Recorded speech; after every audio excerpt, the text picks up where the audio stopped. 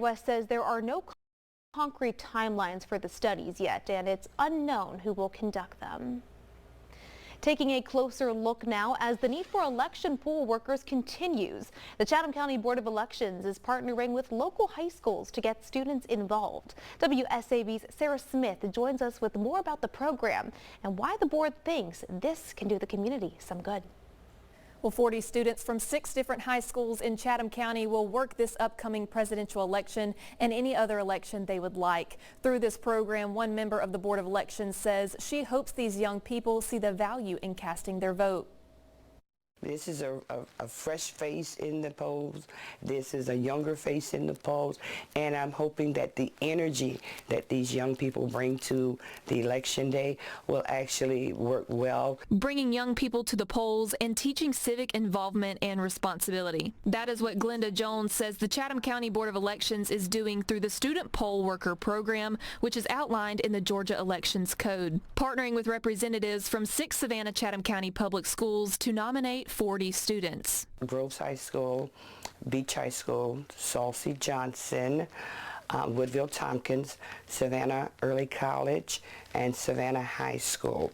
The goal was to start at a minimum. Let's just get 5 kids from each school. She says the students had to meet a number of requirements. They range in age from 16 to 18 years old, and they have to be outgoing and involved in academics and extracurriculars. She says there is always a need for poll workers, and bringing in young people will be refreshing. We know these students can come in and they can work with those machines, and they're going to be excellent because they grew up on technology. They know technology, and they're going to love working with it. Those students will have incentives for their time, either earning community service hours, extra credit at school, or clerk pay of $240. She says they will also gain experience and knowledge on the job. They'll see that it's fair, it's efficient, and every vote counts. So they'll learn about the process, and hopefully they'll take it back to the schools and they'll share it with their schoolmates. Jones stressed the importance of voter participation from all generations. It is important. A lot of people don't think it is, but the decisions that are made about by the people who are elected. So if you don't like the decision, you're at fault because you didn't go out and vote.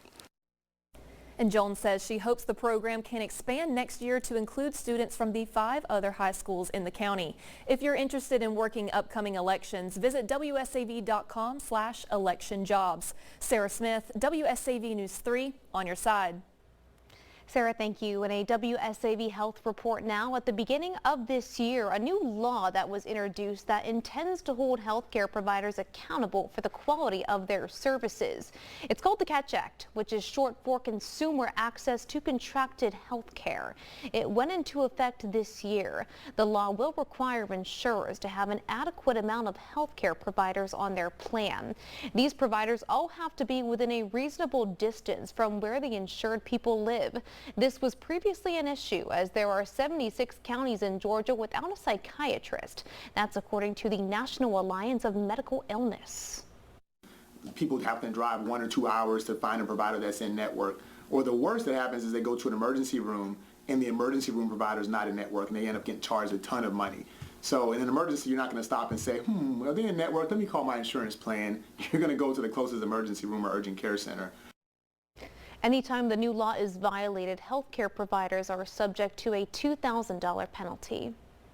Still ahead at 5, top U.S. officials in Gaza today. This as the UN failed to pass a resolution calling for a ceasefire between Israel and Hamas.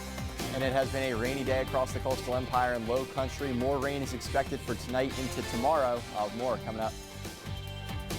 And at 5:30, the body of University of Missouri student Riley Strain has been found. We have the latest details from investigators on the ground. You're watching WSAV News 3 at 5. We'll be right back.